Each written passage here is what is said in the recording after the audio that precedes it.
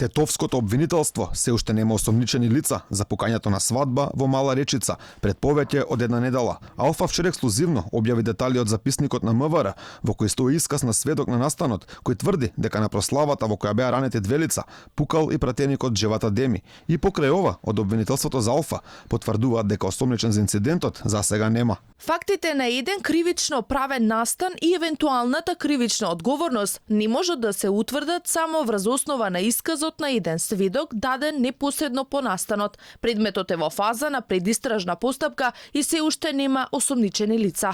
Ваквиот развој на настаните отвара дилеми дали некој го штити пратеникот на Дуи. Него најпрво медиумите го посочија дека пукал на веселбата, каде ранет беше неговиот син и уште едно лице, а така стои и во записникот на МВР. Од тетовското обвинителство се уште се во дилема од кое оружје се пукало, иако во записникот до кој дојде Алфа, сведокот објаснува како се случил немилиот настан на свадбената веселба и кој пукал на 30 јули.